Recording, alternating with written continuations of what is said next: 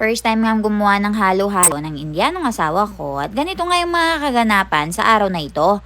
Sa video na ito ay malalaman yung lahat yan. Pagkatapos nga naming matulog ng hapon ay pinatawag nga kami ng tito ko at magtitipon-tipon nga daw kami dito sa may kubo para nga kumain ng halo-halo. Hindi pa nga nag-uumpisa yung summer ay sobrang init na talaga. Kaya naman ay napagpasyahan ng tito ko na bumili ng mga ingredients panggawa ng halo-halo at kakain daw kami ng sama-sama. Dahil madalas nga kami mag-food trip dito sa bahay, kaya naman ay isahan mo na kumpleto talaga lahat ng gamit namin. Kinuha na nga ng pinsan ko na si Jordan yung ice crusher namin para makapagdurog na nga kami ng yelo. Kanina pa nga daw ginagawa, niluluto ng pinsan ko na si Jordan ang lahat ng mga pangsahog namin. Kaya naman ay pagkadating namin ay halos kompleto na.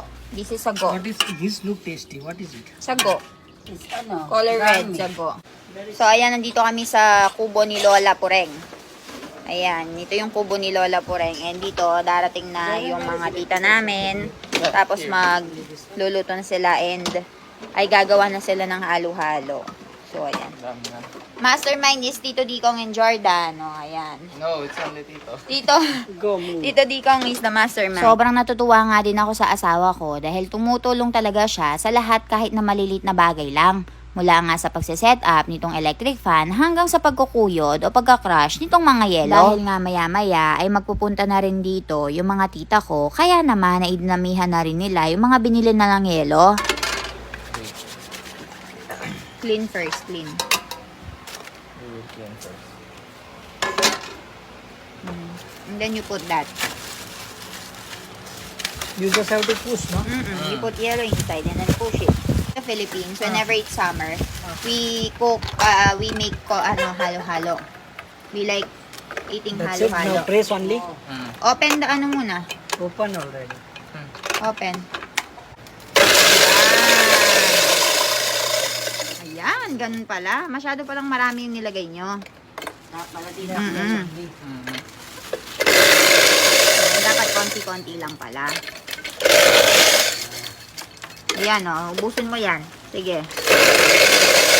Gusto ko nga sanang tumulong at gumawa kahit papaano, pero hindi nga ako pinapayagan ni Milan. Umupo na nga lang daw ako at wag nang magkilos-kilos, pagkatapos ay bibigay na lang daw niya yung halo-halo sa akin. Andito na po ang mastermind. Hello, Tito.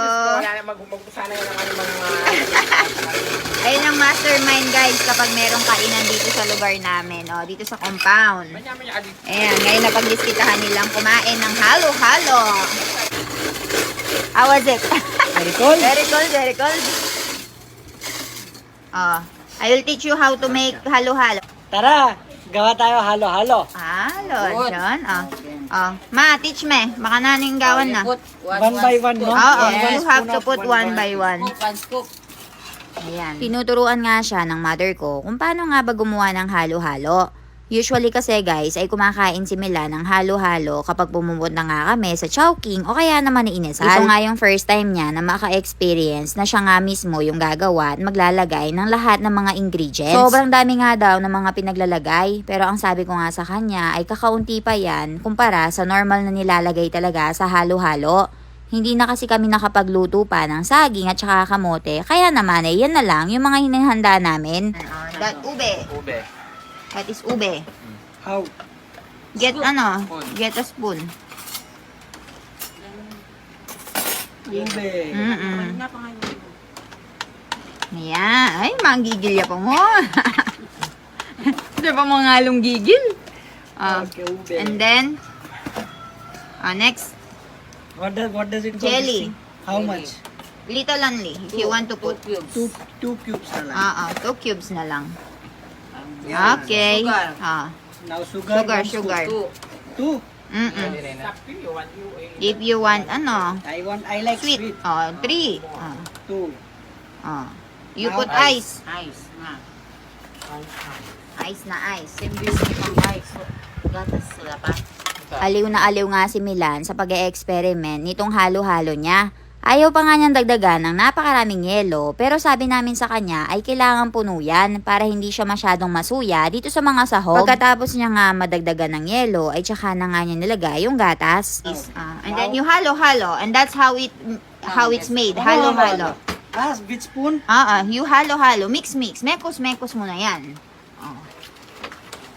Oh. Now you mix everything. This is homemade. Homemade. Yan, i-mekus muna yan.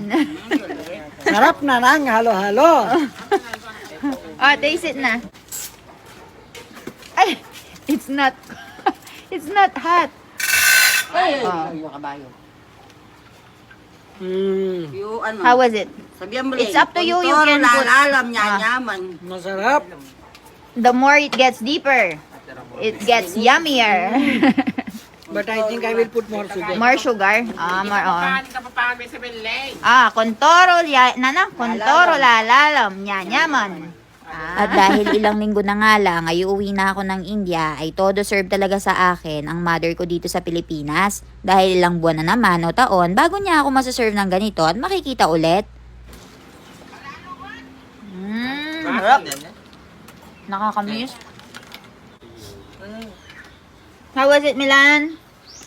Very tasty. Kayo ba guys, nag-uumpisa na rin ba kayo sa pagkain ng halo-halo dahil ramdam nyo na rin ba ang init ng panahon? Sa 1,000 nga ang puhunan ko ay nanalo nga ako ngayon ng 10,000 dahil lang sa paglalaro ng game na ito at ipapakilala ko nga ito sa inyo. Ito yung tinatawag nilang Diamond Game. Meron nga kayong link na makikita sa baba and kailangan nyo lang mag-register dyan. Fill upan nyo lang yan pagkatapos ay mag-login na kayo. Sobrang dami yung mga laro na pagpipilian dito guys at kayo na lang talaga yung mananawa at mamimili sa mga ito. Sobrang easy nga lang mag-cash in at kailangan nyo lang pindutin itong plus sign button. Ang pinaka gusto ko ang nilalaro dito ay yung color game. Pipili nga lang ako ng ilang kulay at kapag nanalo na nga ako ay diretso withdraw na. Okay nga din laruin itong Dragon Tiger dahil pipili ka lang between Dragon and Tiger at tataya ka lang sa isa sa mga dyan. Pero dito talaga ako nananalo ng marami sa mythical animal. Tinatayan ko nga lang lahat ng mga baraha at madalas sinaswerte. Minsan talo, minsan panalo.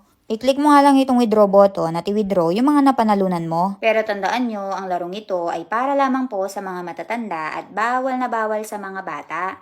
Kung meron lang kayong ekstrang pera, ay pwede na kayong maglaro. Pero kung wala naman, ay wag na lang. Kung gusto nyo nga i-download yung link, ay makikita nyo siya sa baba.